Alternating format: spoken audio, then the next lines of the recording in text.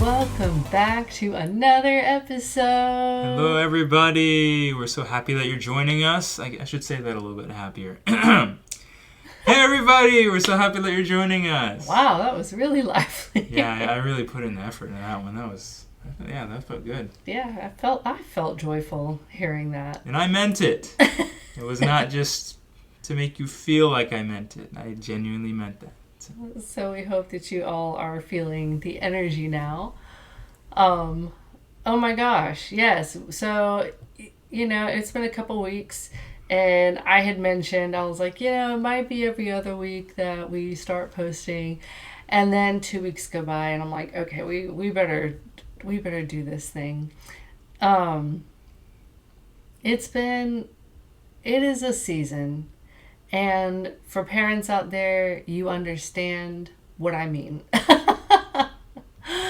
When you have both parents working full time and you have a child, it just, unfortunately, some things do get the axe at times. And it's not that it's always you guys, but we're always happy to be here as much as we can. Yeah, I mean, sometimes we act sleep. Sometimes we ask other things, but this past couple weeks, unfortunately we weren't able to get a recording out to you all, but we have come here today excited to talk a little bit about the Sunday message. We are looking forward to sharing some stories. We hope that the time that we are able to spend together through this podcast today will effectively make up for that time that we were away and get you guys excited for our next episode too, which will come, probably in 2 weeks. It will come in due time. But yes, so the message this week, your faith. It was such a good message. It just really felt like the imagery that comes to mind is like a heavy rock, like a boulder coming to rest like in my heart. Like I just felt very grounded. Like, yes, this is right. I must take action. Like I should be the owner in control of my life and put in the effort to gain the things that I should gain. And this is Sunsim's philosophy. Sunsim never says, it's just up to whatever God wants. He's just going to give me what he wants to give me. And, if I don't have it, that's okay because it just wasn't the will. Like, never once has that been the instruction or the word that he's given us. Always it is a life of action and you receive according to what you do. And there's so much scriptural evidence to support that. And of course, the living testimonies that as much as we do ultimately achieve and gain. So I really enjoyed it. It was a very gratifying message to hear, but it also really just lit the fire under my feet. And I felt more than anything now, like I really need to look for those areas where I really need to take action, where I need to grab hold of my mind, grab hold of my thoughts. When you're doing a lot of things at the same time, and I'm sure many of us can relate to this, but there are times in your life where you do start to spread yourself out pretty thin. And some people are running full time and meeting newcomers here and there. Some people are working and then also running part time. There's all different ways that each individual is living their lives. But sometimes when you're doing so much, it's easy to lose the sense of value and depth of the work that you're doing, because it's almost like you're doing a little bit here and then you're rushing off to do a little bit here and then rushing off to do a little bit there. Not sure if anybody else really resonates with that, But for me, you all know, like, I'm starting my YouTube channel and working on content. Of course, there's this podcast, there's my job, there's my role as a mother, and making sure that I'm taking care of my health, making sure that I'm resting sufficiently. And under each one of those, if you have those as like the headline, then under those there's like bullet points for, taking care of my health includes eating and sleeping, doing this and that. Taking care of my classroom, I have to have time to plan and prepare and, have meetings, conversations. So it can really get, what's the word I want to use? I've talked to Aaron about this quite a few times, so he's probably tired of this analogy, but it starts to feel like you're a hamster running on a wheel, where it's just like, sometimes I start to lose the sense of feeling like I'm moving forward, and it just feels like the sun rises and the sun sets and I sleep and rinse and repeat. So I've been really battling with that, and I felt like the message this week really helped me grab hold of those thoughts and think to myself, how am I going to make sure that we move forward in the way that we want to go? I'm using the royal we. I'm talking about myself. I see. The royal we.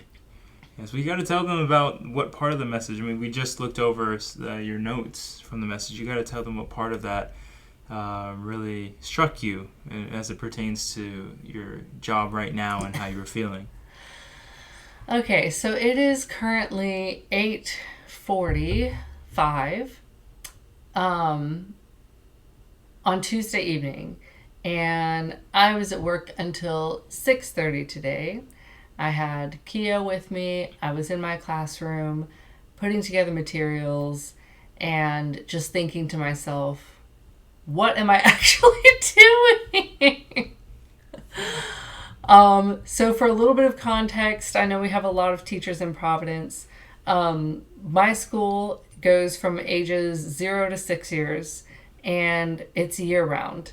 So we're just on all the time.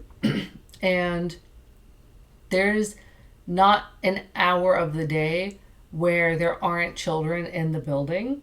So for me to have time to do all of my administrative work, preparing the classroom, putting together materials, doing my lesson planning, all of that kind of has to take place on my own personal time, in a sense. And when you think about being in school all year round, it feels like I have little enough time as it is to do other things outside of work. So I was really just starting to feel discouraged in a sense. I've seen a lot of regression in my classroom. Some of the staff has changed. And so, the children are adjusting to new adults in the room. We're working out the routines that we need to follow. And in the midst of that, of course, I still have new enrollments coming in. So it's just kind of a nonstop, you start to feel like you're losing traction. And so all this is to build up the context as to why I came home today and just kind of sat down and was like, I don't really know what I'm working toward anymore, because it just starts to feel very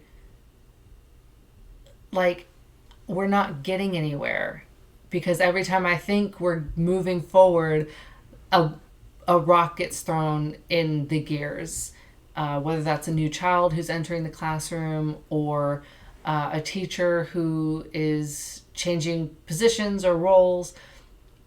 I get sick or Keo gets sick. It's just, there's so many things that happen. And so it feels like, gosh, when is this going to end? And we're talking, and by we, I mean, I was talking and just babe, I don't know what I'm doing. But still, I don't feel any call or sense that I'm in the wrong place, even though there's a lot of frustrating aspects about what I'm doing and the position that I'm in. But still, for my own development and growth, and also because of the great benefit that I have of Keo being there with me, I know that I'm in the right place. So as we were preparing to record this evening, we're reviewing the Sunday message, and I had written in notes, I had it underlined, and it says, "It takes 3 years to bear fruit, and the efforts you have made will bear fruit only when the time comes." And I thought to myself, yes, that's right. Because, it's funny how the word,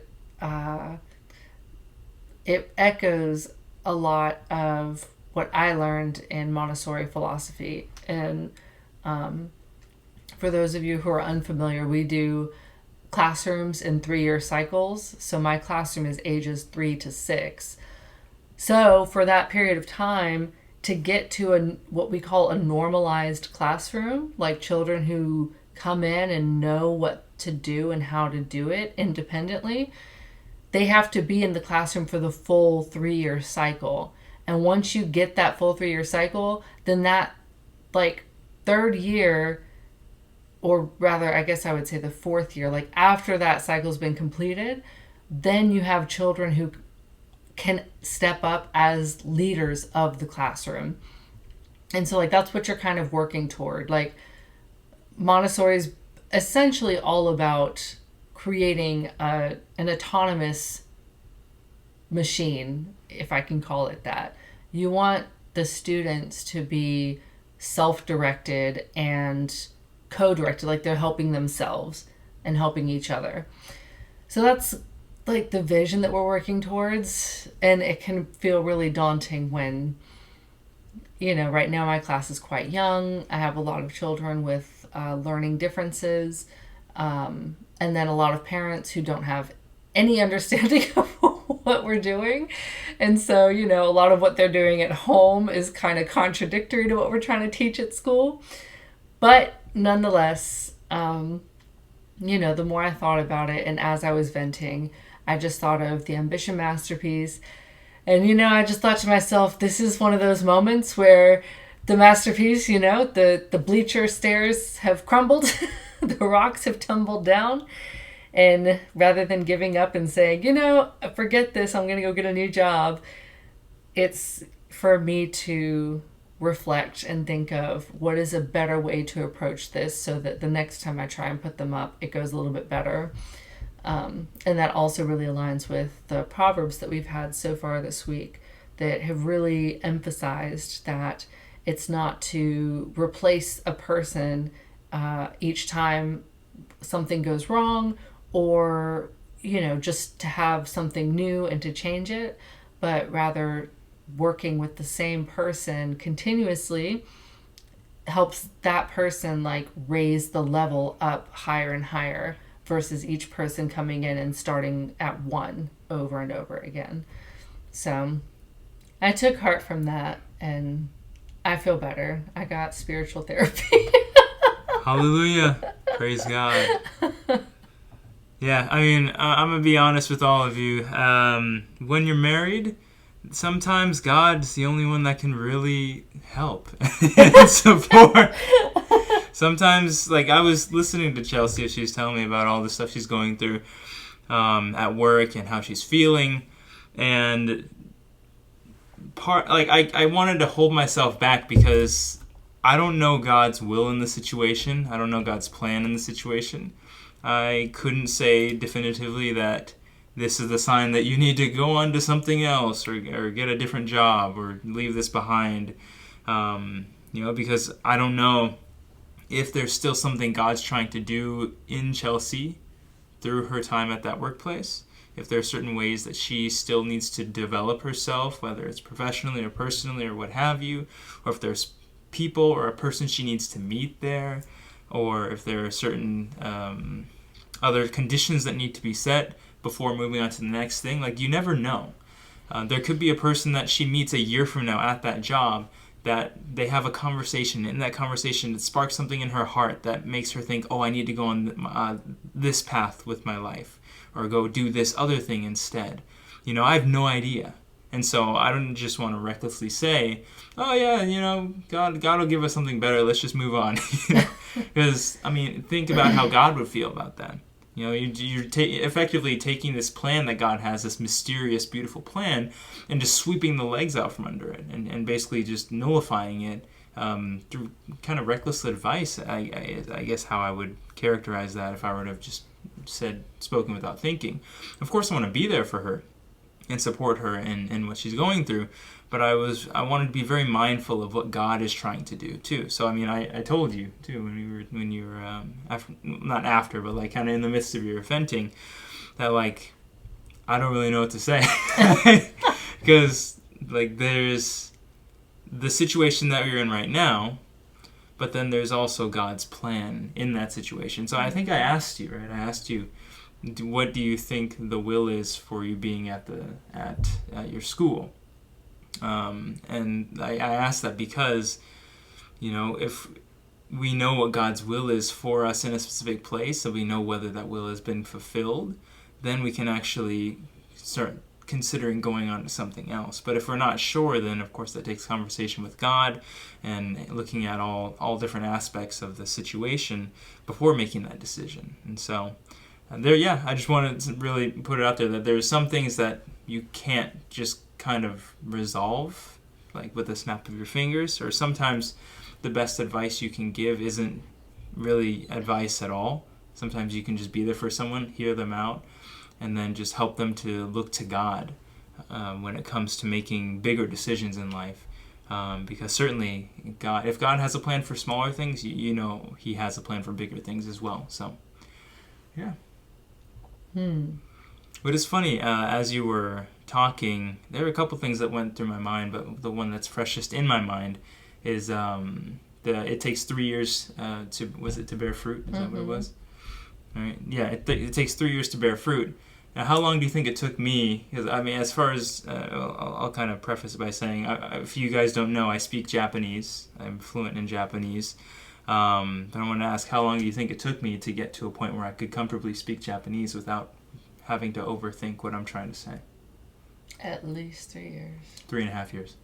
3.5. Yeah, it took 3.5 years. And I wasn't just sitting around on my hands. Like, I put in a lot of effort. I started studying my last year of high school, and then I went on to college, and I tested into the Japanese 201 class my freshman year, and then took that for that whole year, 201, 202, and then I went on to like a conversational Japanese and like another course, I can't remember what the name was, but it was more like intermediate Japanese courses for my sophomore year. And then I went on study abroad for just a short 3.5 months to Nagoya, over in Aichi Prefecture. And I was there at a university called Nanzan University. And during that time, that's actually when I got evangelized, praise God. But that was also a very challenging program. Like their Japanese language program there was very intense. It was quite challenging. There was a lot of work to do. It was very busy. A lot of difficult texts that I was trying to read and whatnot. Difficult as a Japanese learner. But it pushed me to really improve. And when I first got to Japan, I was confident in my Japanese until I started trying to speak to locals. And I was like, I can speak with my friends and I can have casual conversations, but there was a lot that I still hadn't learned.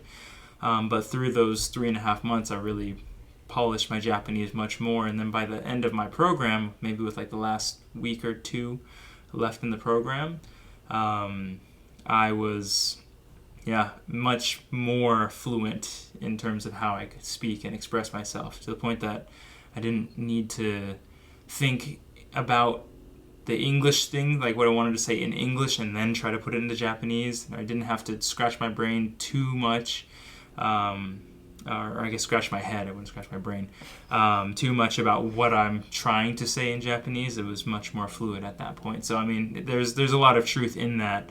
It did take me just a little over 3 years to bear fruit when it came to Japanese too. So if anyone is studying Japanese right now and feels that it's tough, or it doesn't even have to be Japanese, it could be any language really, but if you're studying a language and feel it's tough, or maybe you're not getting anywhere, I mean, you can always message me and I can give you tons of tips about how to study a language effectively. But just know that it does take time. It definitely does. It's worth it for sure if you're willing to put in the effort and if you use good techniques for studying a language. But it does take time, and if you put in that time, then you will inevitably see progress. Yeah. Very good. Well, tell them about your realizations. What was it? Let me go back up. We're looking at the notes that she took right now. I was taking care of Kyo during most of the service, so I didn't have my hands free to take notes. But let me look, because we looked at it earlier. Where was the one that stuck out to me? It was up at the top. The sun. Oh, yes, here it is. Now, this will probably be paraphrased because we're looking at the notes that Chelsea took rather than the actual script. But the amount we prosper is determined by who does more. Even though everyone receives the same amount of sunlight, the person who turns their clothes under the sun will have their clothes dry faster. And actually, this relates directly to my Japanese studying. So as I was looking over these notes and saw this, it really reminded me that, if you put in more effort into something, you're going to gain more from it. And that's true across, a variety of different areas of life. But even for me, when it comes to my Japanese language ability, I invested a lot of time and energy into it. If you make it about laundry, I was flipping those clothes every 5 minutes. I was very actively studying Japanese because I wanted to improve and I wanted to get better. And so because of that, I gained a lot more. But I guess I could take this time to talk a little bit about the huge benefit that I got from studying Japanese. I don't know if I've actually given this testimony. I don't think I've actually given it on this podcast. But simply put, the greatest blessing that God gave me through studying Japanese was a ticket to Providence. Because I came to Providence in Japan. And the whole backstory behind that is super cool. So I'll give you a little bit of it. So before I studied Japanese, I had studied Spanish in high school. And Spanish was easy enough for me to not have to actually study outside of class, ever. But to still, get A's. And, I think I got a 1B on a test or something. But, it was... this is not to gloat. This is just, to kind of give you the background. Because this is relevant later. I didn't really study outside of class, but I did quite well. But I never really took it seriously as a way to communicate with people. And I got through 3 years of high school, took 2 years of Spanish, and I was getting ready to go to my senior year. And I was like, well, I don't really want to take Spanish again. And I was a track and field athlete at the time. So I was like, you know what? I think I will just take this weightlifting class in the first period. So the first class of the day would have been this weightlifting class. And I was super excited about it because the teacher was super jacked. And people were like, yeah, weightlifting. And we're high school boys. We're like, yeah, get swole, which is so cheesy. Anyway, so that was one option. But then when we actually did our class registration, so in the U.S. high schools, you choose your classes similarly to how you would in college, as long as things haven't changed since I was in school. But you choose your classes, and we got the list of the classes that were available to be taken. And for the first time ever, a Japanese 101 or Japanese 1 course was on that list. And it was also for first hour, the first period of the day. And I was like, ooh, that sounds interesting. And it was interesting especially for me because, I don't know why, but I have an older brother. He's 6 years older than I am. And during one semester of college, he took a Japanese course. like just one semester. And I remember him coming home at some point, like I think it was definitely in college, but maybe he came and visited our home after he had moved out or something. And I remember that he was studying Japanese on the computer, and he left the tab open or something like that. So I found the tab, and I was like looking at it. I was looking at the Japanese characters that I couldn't read at the time. And I remember seeing underneath it, they have it like written in English letters or like Roman letters. And I was reading it, and I was like, Watashi wa America Jin Des. And I was like, what is desu? And I was like trying to pair up the English like writing with like the English translation, and I was like, well, where does the wa, where does that go? What is the desu? What is that? Like, what are these things? I couldn't figure it out, and it was interesting to me at that time. And this was like years before I actually got to and end up taking the Japanese course. So that was always in the back of my mind, and I was like, oh, that sounds interesting. I know my older brother took that Japanese course before, and maybe I should take it too. That would be pretty cool. But I was like, but weightlifting though. So, right? And I was really on the fence. And I was like, you know what? I think I just want to do weightlifting, but I'm not sure. So I was pretty much like 80% on weightlifting, 20% on Japanese. And looking back, obviously that would have been a huge life-changing decision if I had chosen weightlifting Conflict instead. in ignorance. Yeah, it would have been a huge conflict in ignorance, and I would have had no idea. But I felt like kind of hesitant in my heart to fully commit to weightlifting, so I asked my dad. I was like, Dad, I'm kind of stuck. I could take Japanese or weightlifting. What do you think I should do? And my dad just so nonchalantly, he's like, well, you said you wanted to take Japanese. Like, you said you thought it'd be cool to study Japanese. Why don't you just take Japanese? And I was like, done. Okay, cool. Yeah, you can't argue with that. I did say that. I remember saying that. So, I mean, it was that simple. But, like, that decision literally changed the course of my life. It's a small decision, what high school class to take.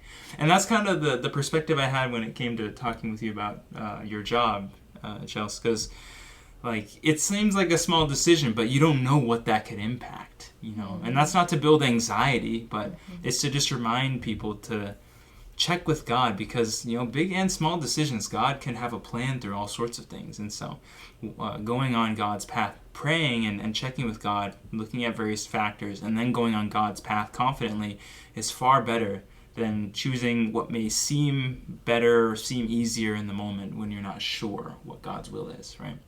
So, but that aside, I ended up taking the Japanese course, and I fell in love with it. Like, it was so cool. Like, the language and just the culture and everything was just so neat to me.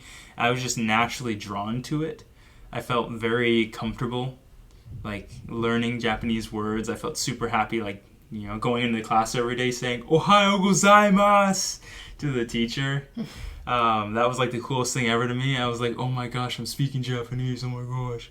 And like, this is back when I knew nothing. Like, nothing. I couldn't even count to 10. I didn't even know how to say please or thank you. Well, I knew how to say thank you, but not please or anything else. All right, but I loved it, and I was like, this is the coolest thing ever. I want to keep learning this. And so I put in that effort, and I just always had this passion for it. I was like, this is so awesome.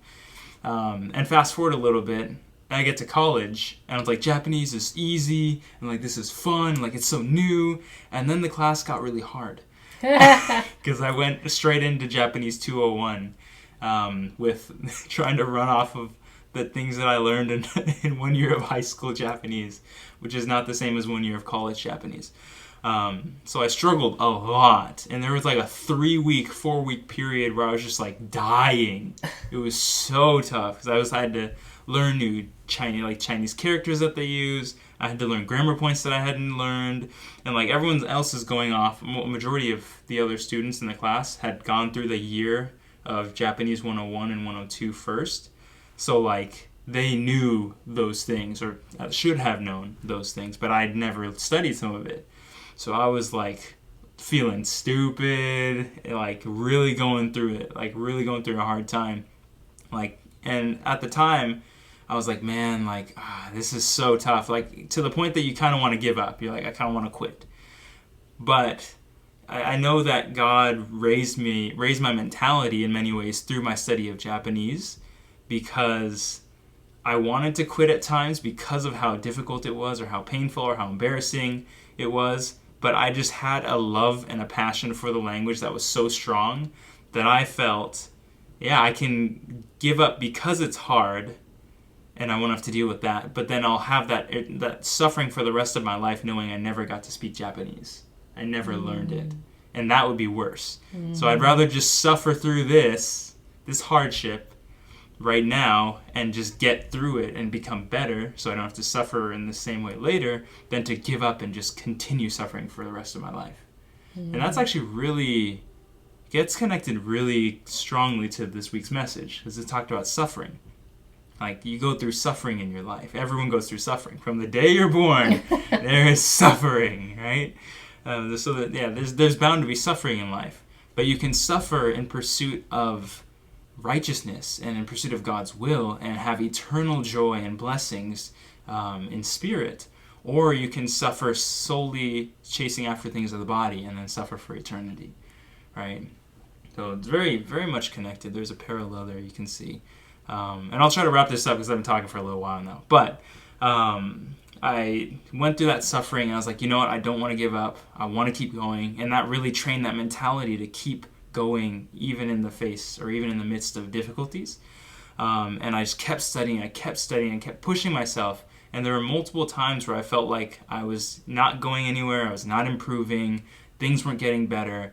And then all of a sudden, boom, like I'd have like an epiphany or like some breakthrough in my language skills. And I would just like get better. Like there were jumps at times. And that happened multiple times over the course of those 2 years I was studying before study abroad. And a lot was going on in life at that time as well. But I just kept studying, I kept learning, I kept chasing after this desire to be more and more fluent. I was speaking Japanese every chance I could get. I had native Japanese speaking friends on campus that I would always talk with in Japanese. I had friends who I pretty much only talked with in Japanese.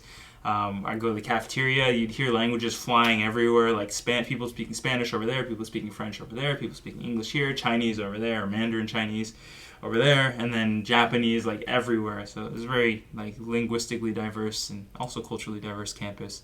So I spoke a lot of Japanese everywhere I went. So I put in a lot of work.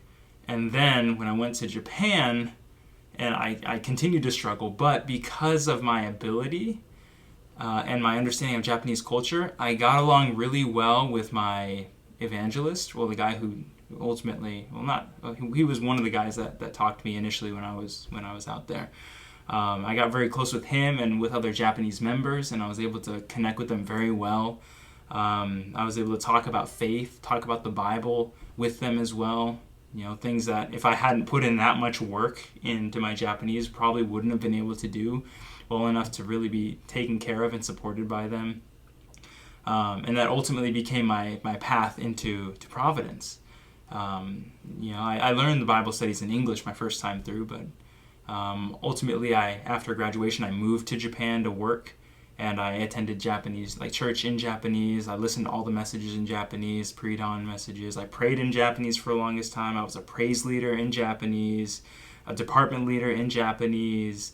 Like I did a ton of stuff in Japanese, and that helped my faith a ton, especially while living in Japan. And none of that would have been possible if I had taken the weightlifting class. And none of it would have been possible if I had given up along the way, too. And so God really blessed me with a profound interest in the language. And through that, and through the efforts I made in that domain, God really raised me in many ways before Providence and once I got to Providence as well. So there's so much more of that testimony, but I tried to make it as succinct and concise as I could for you all. That was great. We can wrap it up here. Honestly. Oh my God. That was tremendous. I really, I feel very moved and inspired. I'm sure our audience does as well.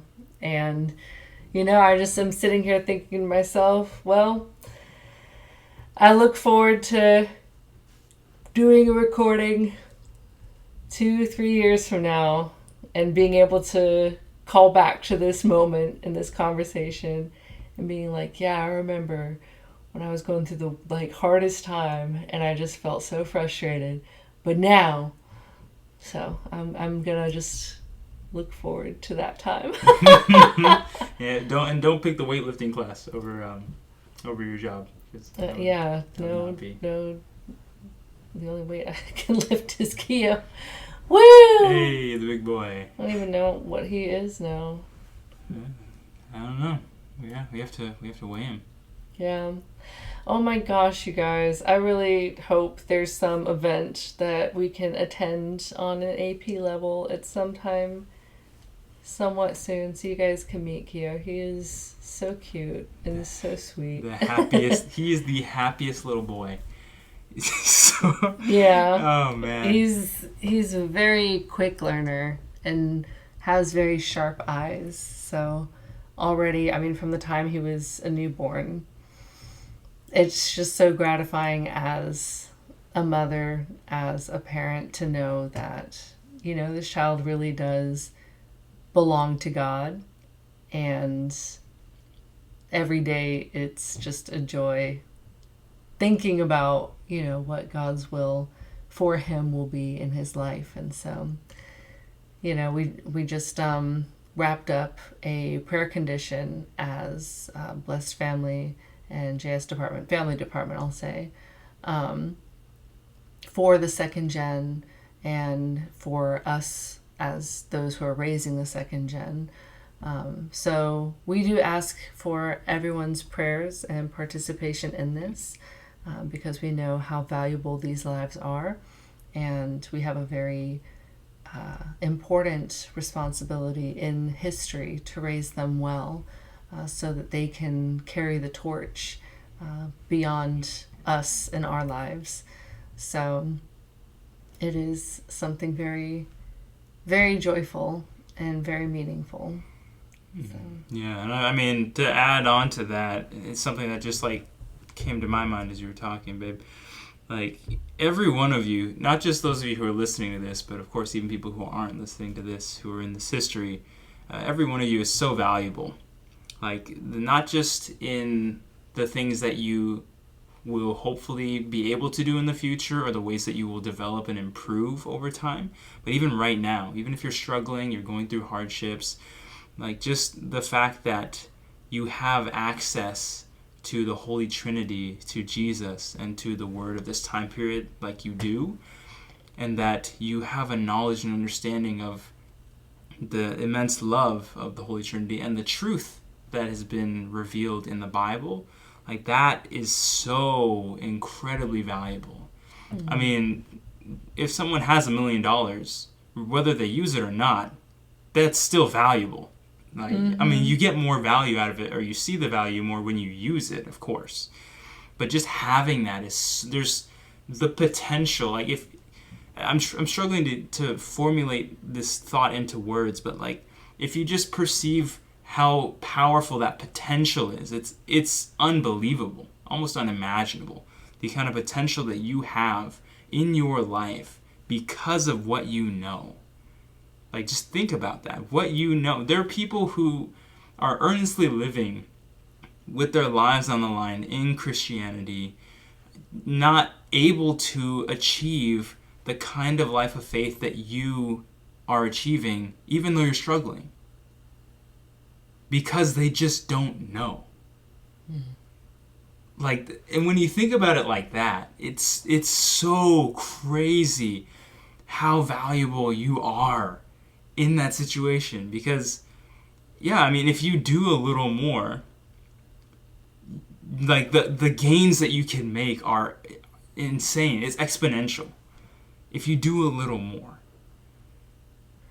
Because there are people who are doing everything they can, and yet they still can't achieve what they're looking for, because it's in this new time period. And so, of course, the second gen is incredibly valuable, but, you know, the parents aren't the only ones who raise the second gen.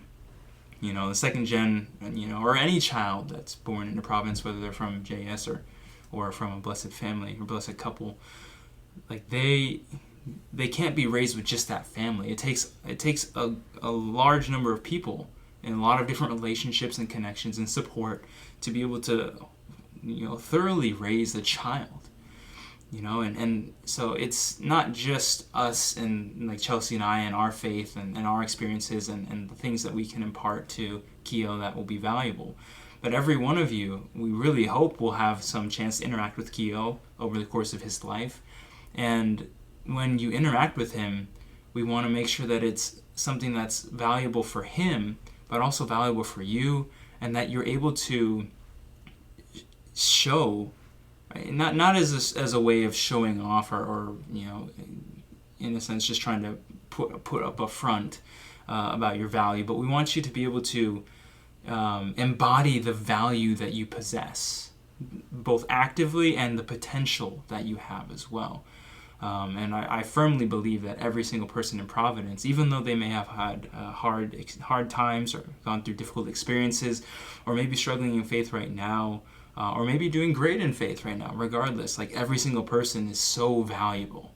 And what you can contribute, or what you yourself can contribute to this history, and the ways that you can develop yourself are so unique. And I keep using the word valuable because it's the best word to use in this situation. But there's so much value in who you are and what you can do right now, and also what you can work on improving in yourself so that you can do in the future. We look at Sunseam, and when he was growing up, he said that there were so many things that he had to work on. Jesus would just get upset with him, basically, because there was so much that he needed to improve about himself. And he went through some insane experiences, crazy stories, and on the path to making himself into the first bride of heaven. It wasn't easy, but he went, I think there was, what was it, something that he had said, and I don't want to misquote, so I'm kind of hesitant to say too much on it, but what I do vaguely remember is something to the effect of, the Messiah, it's the person setting the condition to become the Messiah is proof that anyone can do it. Anyone can live in this history. Anyone can succeed and overcome their challenges, because the Messiah had to do the most work to make himself, was in essence what it is. It's not saying anyone can be the Messiah, that's not what I'm saying, but that anyone should be able to set those conditions and overcome themselves and become a bride to the Holy Trinity in this history, if the Messiah can do that, if the person sent by God can do that. And so I don't really know how to end this thought. I just really think that everyone who sets the condition, everyone has so much potential and the capability. Sometimes it just takes encouragement. Sometimes it takes prayer. Sometimes it takes someone to believe in you. Sometimes it takes, sometimes for different people, maybe different things, but fundamentally, Sunseam prays for all of us, and he firmly believes that this word is truly life-changing, and his life has been proof of that. And so certainly those of you who are going through different difficulties, if you just hold on to Sunseam and hold on to the Trinity and Jesus, and then I really do believe that things will be okay. Suffering will come and go, but that love with the Trinity will certainly not change. Mic drop. That's fabulous. I'm thoroughly satisfied with this episode. I hope that all of you also were able to gain a lot of fire and inspiration. We prayed before we started recording, and what I wanted from this episode, and for each episode really, is for us to come to you honestly and openly, share our stories in hopes that you feel that you're not alone, that we're all living this life of providence together, and day by day what that life looks like changes right? There are highs, there are lows, there are struggles, there are joys, there's hope, there's pain, all of it. We feel everything.